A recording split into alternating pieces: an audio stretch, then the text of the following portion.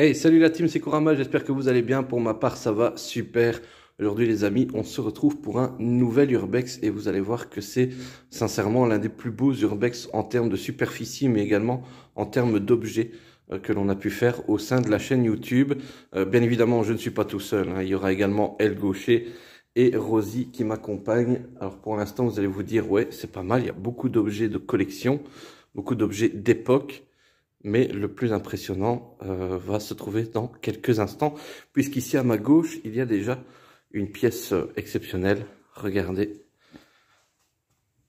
salle à manger immense, regardez-moi ça. On pouvait déjà en réceptionner des personnes ici, hein. En comptant les chaises, il y a déjà 10 personnes faciles au sein de cette table. Ça me fait un petit peu penser à la table de Monsieur Duchemin dans Les Loula Quiz. Mais quel urbex! C'est franchement magnifique, hein. Regardez-moi ça, les meubles. Oh là là, des antiquités qui doivent valoir son pesant d'or, mais qui sont exceptionnels. On a de très jolis meubles. Regardez ici, le cadre, il est magnifique également. C'est fou, hein. Et donc ce château date du XVIIe siècle, comme on peut le voir ici, avec cet ornement datant de 1633. Donc c'est déjà tard à l'époque, hein, comme dirait Gaucher. Et énormément de beaux tableaux. Bon, celui-ci est un peu plus lugubre, peut-être un peu plus dans mon style. Mais vous allez voir là-bas, juste après, il y a un couple de fermiers mormons. Très, très sympa. Et il y a vraiment de tout, hein, de la coutellerie, des chapeaux, des meubles extrêmement raffinés, comme on peut le voir ici actuellement à l'écran. Très très sympa. Ici on a une petite eau de vie à la poire, mais je vous avoue que je ne buvrai pas de gorgée là-dedans. Mais très sympa. Il y a vraiment de tout. Il y a même encore des photos. Bon, je vais pas trop m'approcher non plus, mais vraiment très intéressant. Regardez ce fameux tableau. Il est immense, hein. Il prend toute la longueur du sofa. Et on a un autre tableau juste au-dessus. Je ne sais pas si on arrivera à voir correctement avec la clarté de la pièce, mais sincèrement, c'est une folie. Folie dingue de tomber sur un endroit comme celui-ci. Alors, on n'est pas tout seul non plus. Il y a d'autres urbexeurs en provenance d'Allemagne avec qui on a fait connaissance. Donc, comme quoi, c'est un urbex quand même assez réputé, assez recherché. Et là, on a même de la vaisselle. On a vraiment de tout. C'est ça qui est impressionnant. Il y a une peuplée d'objets en tout genre. On se croirait limite chez Louis la Brocante parce qu'il y a de tout. Et là, si je ne dis pas de bêtises, on a... ouais, j'allais dire c'est comme un jeu de loi, ouais, on pourrait dire ça comme ça. Donc voilà, très très bel endroit, hein. C'est une folie. Et beaucoup de livres sur la Chine, j'ai remarqué. Durant la visite, on a fait une petite visite avant le tournage. Immense bibliothèque également. Mais c'était certainement des passionnés de l'Asie, parce qu'il y a énormément de livres sur la Chine. Mais les grands passionnés de littérature, ça, nul doute là-dessus. Donc on va continuer notre petite exploration. Hop, je quitte la pièce.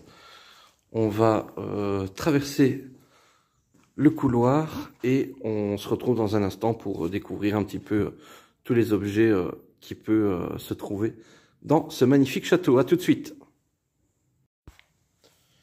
Et donc, comme vous pouvez le constater ici, on a des objets vraiment en tout genre. On parlait tout à l'heure de l'Asie, mais il y a également de l'art africain, comme ici devant nous, avec cette petite boîte assez étrange. Mais pas mal de fourbus aussi, parce que je pense qu'il y a eu aussi un lieu de stockage.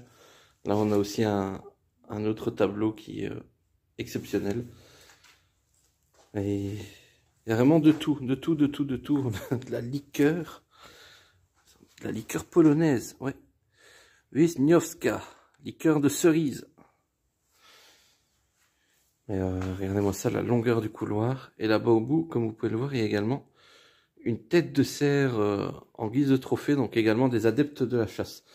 Bon, comme vous pouvez le voir à gauche, on va pas trop s'attarder, parce qu'il y a énormément de fourbouilles. On peut juste souligner le magnifique lustre qui est là à gauche. Mais le plus important, je pense, se situe un peu plus loin. Donc, on va découvrir ça ensemble. Vous pouvez le voir, hein, beaucoup de mobilier, des chaises, des sofas.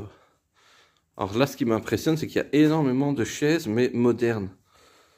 Donc c'est assez fou, regardez, c'est vraiment... Il y a un petit peu de fourbouille, hein. Malheureusement, c'est peut-être le seul hic de cette urbex, mais bon, on va pas se plaindre, hein, quand on voit toute la superficie du lieu. Je pense que ça n'est qu'un détail. Le seul souci, c'est de savoir filmer tout en étant prudent pour soi-même. Donc là, pareil, hein, encore d'autres pièces, mais voilà, je vous jure, il n'y a vraiment rien à manquer.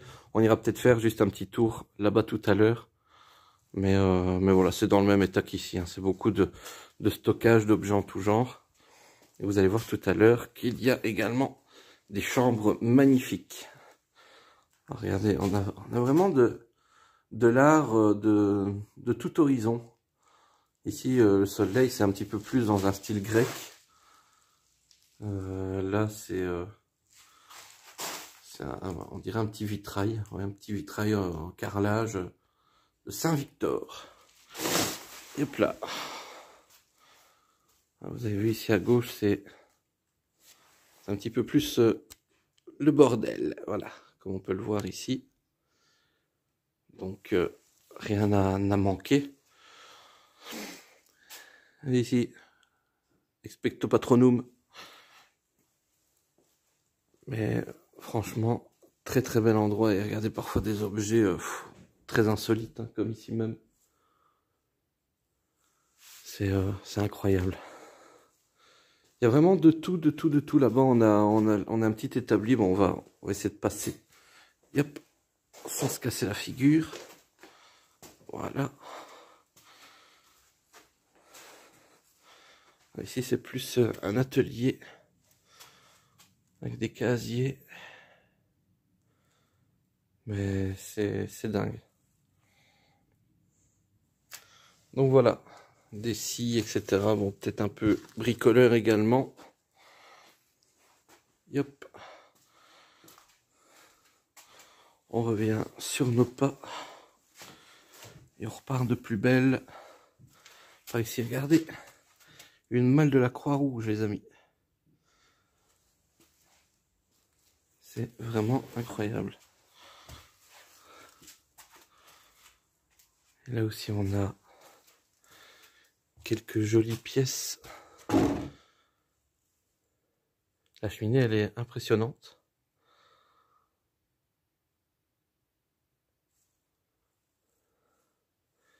Vraiment sympa. Ça vaut le coup d'œil. Comme on a dit précédemment, même avec Gaucher et Rosie. Limite, le seul hic, c'est voilà, c'est le fourbouille. Hein, mais bon, regardez encore une autre cheminée très travaillée. Mais ça vaut le coup d'œil. Donc, bah, écoutez, je pense que on va se retrouver dans un instant. Je vais monter l'étage et on se retrouve dans moins de quelques secondes pour découvrir bien ce qui se cache au premier. Voilà les petits gars, on est donc au premier étage et première constatation, c'est que il y a énormément de chambres. Déjà ici la première, plutôt sympa, hein, petite, mais bon, certainement une chambre d'étudiant, mais très jolie, simple mais efficace. Et ici, on repart dans les objets en tout genre. Regardez ça, franchement, ça m'a impressionné. Des journaux, le Patriote et Le Soir, mais qui datent ici de 1940. Regardez, je vais m'approcher. Voilà, 28 avril 1940. Et il y a plus ancien, hein. Vous allez voir tout à l'heure, on aura un journal avec en couverture la Reine Astrid de Belgique. Journal datant de 1934, si je ne dis pas de bêtises. Donc, c'est assez impressionnant. Bon. Comme vous pouvez le voir, il y a certainement eu des travaux qui n'ont jamais abouti. Hop, regardez. Il faut... Voilà. Il faut se faufiler.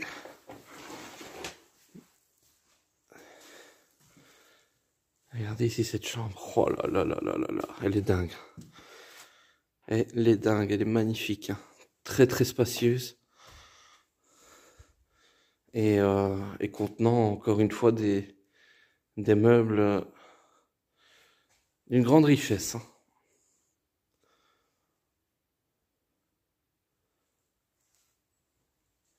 Vraiment, vraiment fou. C'est pour ça qu'on compte sur vous les amis pour nous soutenir.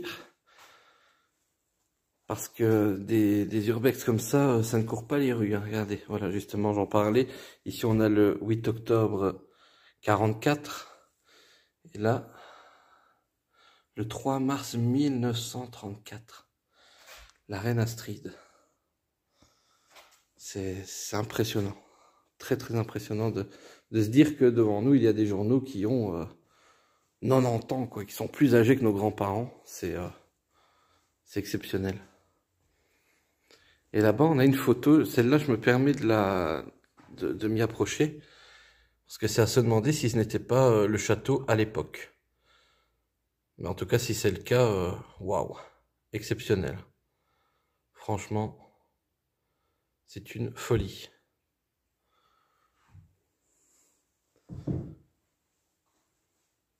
Très très bel endroit. Alors au moins vous voyez ma tronche en même temps. Mais ouais, on ne peut pas nier que cet endroit est d'une beauté assez rare.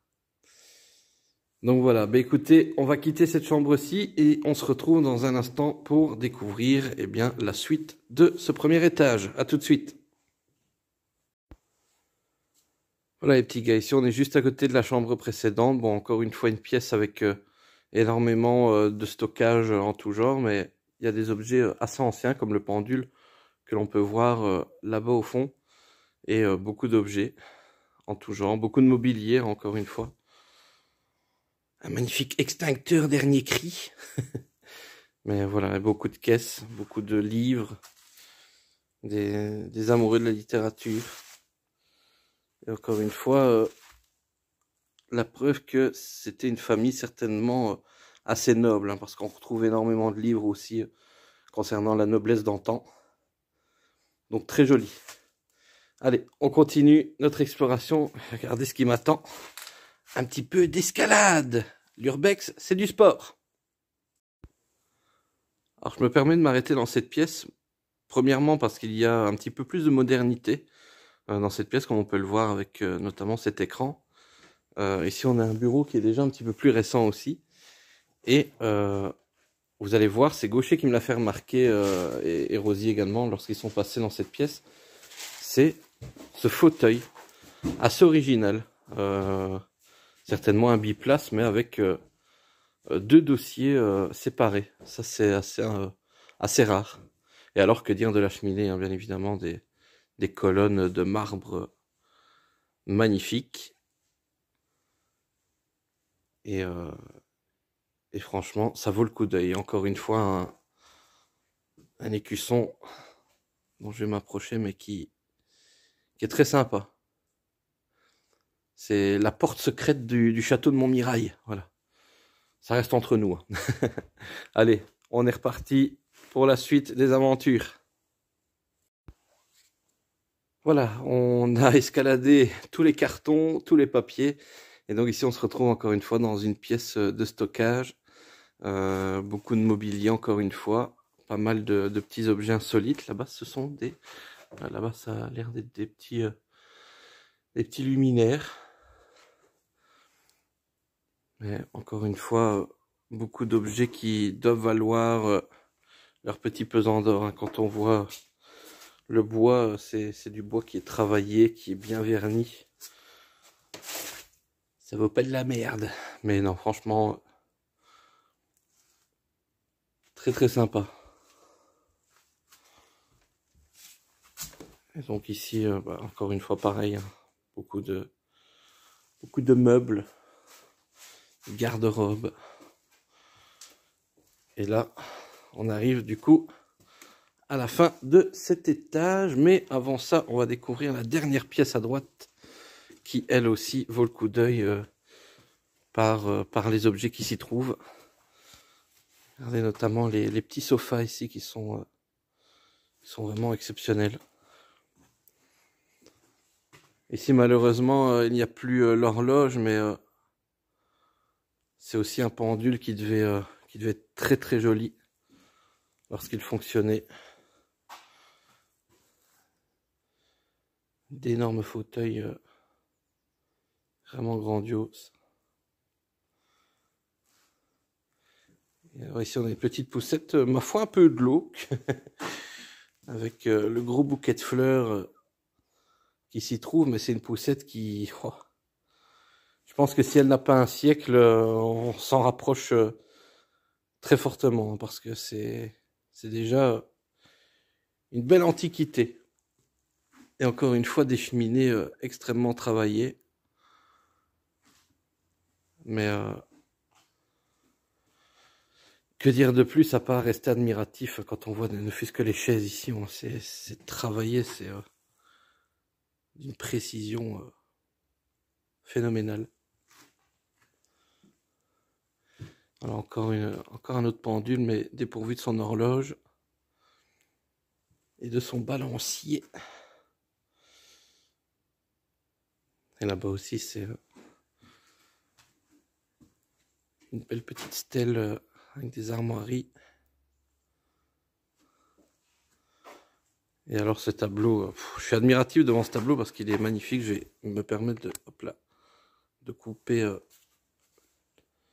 la lampe, mais voilà là. Ce tableau il est vraiment magnifique. Hein, qui représente la cathédrale de Salisbury. Grandiose. Allez, ben on est reparti pour la suite de l'exploration. Il y a encore pas mal de pièces cachées et je pense qu'on n'est pas au bout de nos surprises. C'est parti! Voilà les petits gars, entre le premier étage et le rez-de-chaussée, ben, on a découvert une petite chambre, mais vraiment toute petite. Hein. Regardez, je mesure 1,68 m et je touche le plafond, sans problème. Donc c'est vraiment très très petit. Ça serait extrêmement compliqué justement pour Rosie et Gaucher. Regardez comme ils sont sages ici, les faux sages. Mais ouais, donc ben voilà, au moins vous le savez, hein, de toute façon je suis jamais tout seul. Mais plutôt impressionnant de retrouver une petite chambre comme ça en plein milieu de tout là sur le palier. Mais sympa, c'est mignon et en même temps c'est assez insolite. Mais encore une petite surprise de ce lieu et je pense qu'on n'est pas près d'avoir fini de découvrir des petites choses sympas parce qu'on a, paraît-il, une autre pièce à découvrir. Donc c'est parti. Voilà les amis, mais comme de fait, il y avait encore pas mal de belles petites surprises à découvrir au rez-de-chaussée dont on est passé à côté. Mais ne vous inquiétez pas, on va quand même y jeter un sacré coup d'œil. Donc ici on est à la cuisine, encore pas mal de vaisselle, encore pas mal d'objets en tout genre. Comme vous pouvez le voir, on retrouve pas mal de bouteilles, pas mal de conserves également. Regardez là-bas, on a un pot de la marque Marmite, ça date. Des sucres de canne, enfin voilà, un petit peu de tout, des biscuits. Et alors, il y a une forte odeur de vanille qui rôde au sein de la pièce et vous allez comprendre pourquoi dans un instant. Je l'ai remarqué juste avant de tourner la vidéo. Et là-bas, si je ne dis pas de bêtises, on retrouve une bonne bouteille de saké ou de soja. Mais non, je pense que c'est plutôt du saké. Donc, ça va se faire plaisir ici. C'est plutôt pas mal. Donc là, on retrouve un petit peu de tout et vous allez comprendre pourquoi il y a une forte odeur de vanille au sein de la pièce et qu'on retrouve ici pas mal de petites choses. Donc, regardez, du sucre de canne, j'allais dire, pardon, de la cannelle. On a ici de la cannelle encore dans son sachet. Regardez les gousses de vanille. Elles sont, bon, elles ont pris l'âge, hein, mais elles sont jolies. Hein. Et franchement, ah oui, l'odeur, elle est ultra puissante. Donc voilà, ça m'avait impressionné en rentrant dans la pièce. Je me suis dit, ça sent fortement la vanille. Mais la réponse était sous mon nez. Ici, vous allez voir, c'est encore un peu l'escalade. Donc ce que je vous invite à faire, ben, c'est qu'on se retrouve dans un instant. Je vais escalader tout ceci. Et puis on se retrouve là-bas. Parce que là, on va découvrir la plus belle pièce de cet urbex. À tout de suite. Voilà les copains, j'ai survécu. J'ai réussi à gravir cette montagne de chaises. Tout simplement pour vous montrer le plus beau bijou de cet urbex. C'est parti. Regardez-moi cette dinguerie. C'est magnifique. On va y faire le tour tout petit doucement parce que franchement, chaque pièce mérite d'être vue précisément. Hein. On a ici un magnifique portrait de l'époque victorienne. Très jolie statuette aussi que je me suis permis de reconstituer parce qu'elle était dépourvue de sa tête. Regardez, on peut voir précisément l'impact sur la statuette. Le pauvre, il avait la tête tranchée. Je l'ai donc reconstitué. Ici, on a une cheminée très sympa. Et alors, que dire du portrait qui y figure? C'est waouh. C'est tout simplement remarquable. Encore une fois, on compte sur vous et sur votre soutien pour nous soutenir en likant la vidéo et en la partageant autour de vous parce que ce genre d'urbex, ben, ça ne court pas les rues. Magnifique cheval à bascule qui fonctionne encore, hein, les amis. Regardez, vous allez être témoin en même temps que moi. Le mécanisme est assez sympa. En fait, c'est le poids de l'enfant qui permettait au cheval de basculer d'avant en arrière. Alors ici, on a un très joli piano qui fonctionne encore, je pense. Ouais, il fonctionne, hein, on est bien d'accord. Vous aurez certainement reconnu le début de la mélodie. Si vous voulez la suite, il faudra la découvrir sur la vidéo d'El Gaucher. Donc, voilà, je vous en dis pas plus. On a pas mal d'autres jolis objets. On a là-bas un torchicier, mais le torchicier est mort. Mais il y a vraiment de tout. Et tout est impressionnant, aussi bien les portraits, la disposition des objets. Ici, on a un petit échiquier très sympa. J'ai retrouvé un autre journal et celui-ci est encore plus ancien. Attendez, je vais hop faire ceci. Attention. 1930, donc encore plus ancien. Celui-ci a plus de 90 ans, les amis. Vous imaginez? Plus de 90 ans. Et il est encore au sein de cet endroit. Donc je vais hop rallumer. Et regardez-moi ça, ces murs extrêmement travaillés, extrêmement dessinés. C'est vraiment exceptionnel. Et des fauteuils d'une grande beauté également.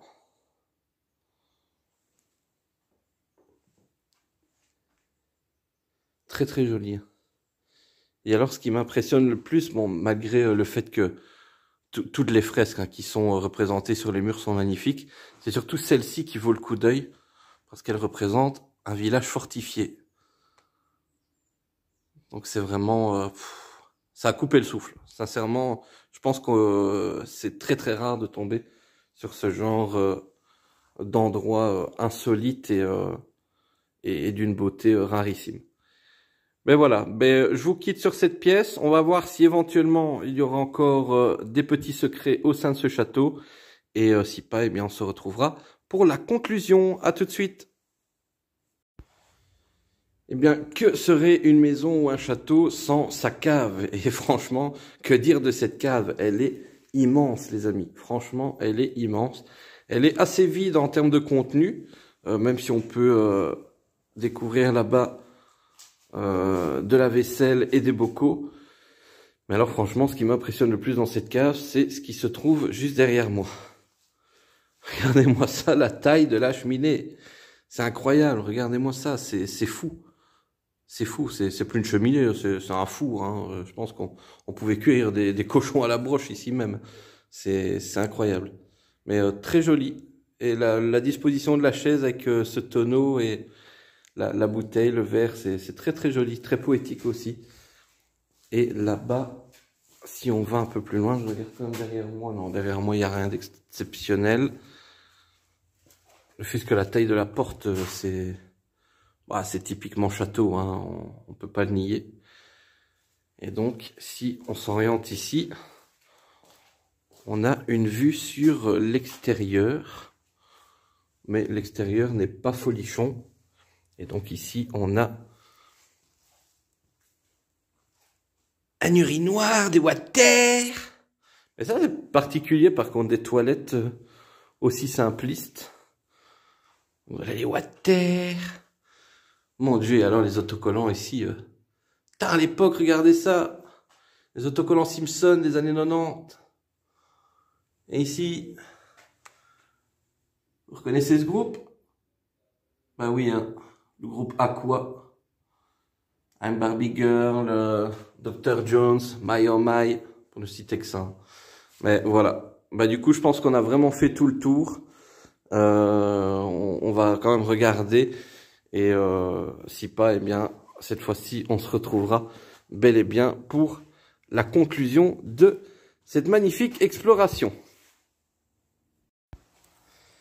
Voilà les amis, c'est donc ici que l'on se quitte. J'espère en tout cas que cet urbex vous aura plu. Regardez la superficie de l'endroit vue de l'extérieur, c'est déjà impressionnant. Donc j'espère en tout cas que ça vous aura plu. N'hésitez pas bien évidemment à liker la vidéo, à la commenter, à la partager et à vous abonner aux chaînes respectives afin de ne rien rater de nos prochaines aventures. Donc il y a El Gaucher sur YouTube, il y a ma chaîne bien évidemment, je pense que vous l'aurez compris, mais il y a également la page Instagram de rosie.urbex pour ne rien rater des clichés de nos explorations. D'ici là, portez-vous bien, prenez soin de vous et à la prochaine. Ciao ciao!